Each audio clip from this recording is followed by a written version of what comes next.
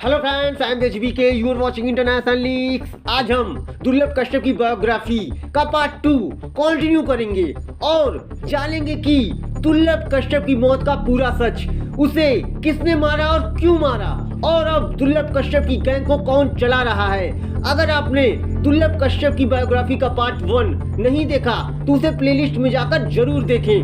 Video शुरू करने से पहले अगर आपने हमारे चैनल को सब्सक्राइब नहीं किया है तो इसे सब्सक्राइब जरूर कर लें। चलिए शुरू करते हैं दुर्लभ कश्यप की बायोग्राफी का पार्ट 2।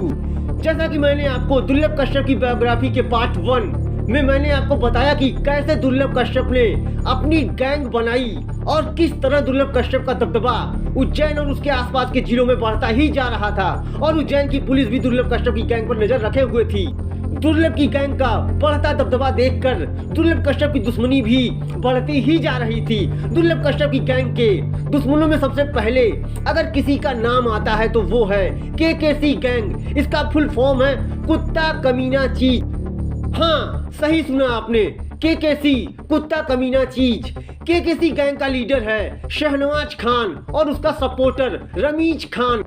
केकेसी गैंग जो कि उज्जैन जिले के हेरावाली इलाके में बहुत ही सक्रिय था और ये इलाका एक मुस्लिम बाहुल्य इलाका बताया जाता है। दुर्लभ कश्यप गैंग और केकेसी गैंग के बीच उज्जैन में छोटी मोटी लड़ाइयाँ झगड़े अक्सर होते रहते थे और तब जाकर स्टोरी में एंट्री होती है पुलिस की। उस समय उज्जैन जिले के एसपी सचिन अतुलकर जी हुआ करते थे।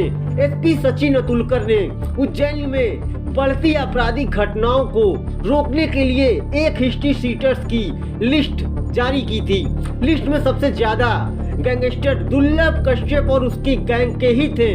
घटना है 2018 की, जब सचिन अतुलकर जी ने एक ऑपरेशन के दौरान दुर्लभ कश्यप और उसके 23 साथियों को गिरफ्तार किया था और उन सभी को जेल की हवा खानी पड़ी थी। जैसा कि मैंने आपको पार्ट 1 में बताया कि दुर्लभ कश्यप की गैंग में ज्यादातर लड़के नाबालिग थे, तो पुलिस ने उनके नाबालिग होने के कारण उन लोगों को सुधार केंद्र भेज दिया था। एक बार की बात है जब आईपीएस सचिन अतुलकर दुर्लभ कश्यप से मिलने जेल के अंदर गए थे और उन्होंने दुर्लभ कश्यप को वार्निंग चेतावनी देते हुए कहा था कि तू जेल में रहेगा तो जिंदा रहेगा, तूने अपने उम्र से अधिक दुश्मन बना लिया है।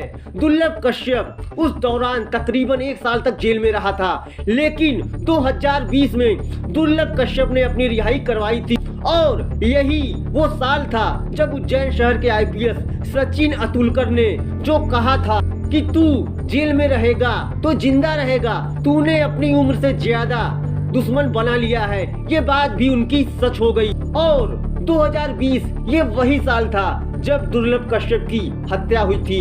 अब दुर्लभ कश्यप की स्टोरी में आता है एक बहुत बड़ा ट्विस्ट जो कई सवाल खड़े करता है कि दुर्लभ कश्यप को किसने मारा, उस रात दुर्लभ कश्यप के साथ क्या हुआ था, दुर्लभ कश्यप की गैंग को अब कौन ऑपरेट कर रहा है। हियर वी गो।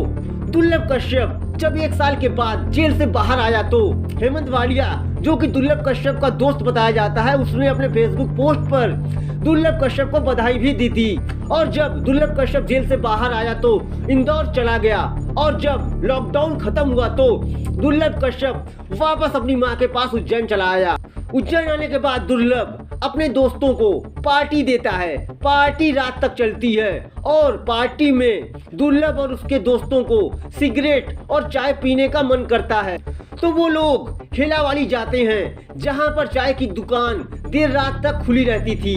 जैसा कि मैंने आपको वीडियो की शुरुआत में बताया कि हेलावाली एक मुस्लिम बाहुल्य इलाका बताया जाता है जो कि दुर्लभ कश्यप की गैंग के सबसे बड़े दुश्मन गैंग केकेसी का इलाका है, जिसे केकेसी गैंग कंट्रोल करते हैं। दुर्लभ अपने 6 दोस्तों के साथ उसी हेलावाली इलाके की चाय की दुकान पर जाता है और चाय सिगरेट मांगता है। बताया जाता है कि वहां पहले से ही शहनवाज खान और उसकी केकेसी गैंग के गैंगस्टर मौजूद थे। उसी केकेसी गैंग का लीडर शहनवाज खान दुर्लभ कश्यप पर टॉन्ट्स करते हुए पूछता है कि दुर्लभ कश्यप कौन है। ये सुनकर दुर्लभ कश्यप को बहुत गुस्सा आ जाता है और वो शहनवाज को जवाब देते हुए बोलता है कि हाँ, मैं ही हूँ दुर्लभ कश्यप, तुझे क्या काम है।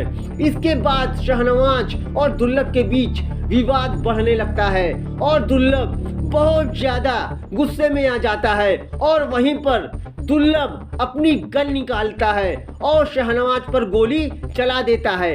शहनवाज गोली लगते ही घायल होकर जमीन पर गिर जाता है और दुर्लभ के हाथ से गन भी नीचे गिर जाती है और दुर्लभ कश्यप भागकर वहीं पास की एक दुकान में अपने को बंद कर लेता है और दुर्लभ के साथ जो 6 और जो दोस्त थे वो वहां से फरार हो जाते हैं। इसके बाद शहनवाज गैंग की और लड़के और शहनवाज खान का दोस्त रमीज खान दुर्लभ कश्यप को चारों तरफ से घेर लेते हैं और दुर्लभ कश्यप को दुकान से बाहर निकाल कर लाते हैं और वहीं हेलावाली इलाके में शहनवाज की केकेसी गैंग के लड़के दुर्लभ पर टूट पड़ते हैं और लगातार दुर्लभ कश्यप पर 34 बार चाकुओं से हमला करते हैं। दुर्लभ पर 34 बार चाकुओं से वार करने के बाद केकेसी गैंग के लड़के वहां से भाग खड़े होते हैं। उसके बाद दुर्लभ कश्यप की वहीं पर मौत हो जाती है। दुर्लभ पर तकरीबन 1 दर्जन से ज्यादा मामले दर्ज थे। दुर्लभ की मौत के बाद पुलिस शहनवाज और शहनवाज की गैंग केकेसी के लड़कों को गिरफ्तार करके जेल भेज देती है। कुछ ही दिनों में शहनवाज जेल से बेल पर वापस आ जाता है। दुर्लभ कश्यप की मौत के बाद अब उसकी गैंग हेमंत वालिया और रोशन शर्मा ऑपरेट करते हैं और आए दिन केकेसी और दुर्लभ कश्यप गैंग के लोग एक दूसरे को सोशल मीडिया पर धमकियां देते रहते हैं। दुर्लभ कश्यप के दोस्त आज भी दुर्लभ कश्यप की मौत का बदला लेंगे कहते हुए अपनी पोस्ट वीडियोज सोशल मीडिया पर शेयर करते रहते हैं। दोनों ही गैंग के लोगों का जेल में आज भी आना जाना और कोर्ट में पेशी होती रहती है। दुर्लभ कश्यप की मौत के बाद भी कम उम्र के युवा उससे प्रभावित होकर उसकी तरह बनने की ख्वाहिश रखते हैं। ये कहना गलत नहीं होगा कि दुर्लभ कश्यप मरने के बाद भी सोशल मीडिया पर जिंदा है। इस वीडियो का उद्देश्य उन भटके हुए युवाओं को एक संदेश है कि गलत रास्ते पर चलने का अंजाम हमेशा गलत ही होता है। तो किसी भी गैंगस्टर से प्रभावित न हो और ना ही उनके जैसा बनने की कोशिश करें। तो दोस्तों उम्मीद करता हूं कि आपको ये वीडियो जरूर पसंद आया होगा। पसंद आया हो तो वीडियो को लाइक करें, शेयर और हमारे चैनल को सब्सक्राइब करना न भूलें। Thanks for watching.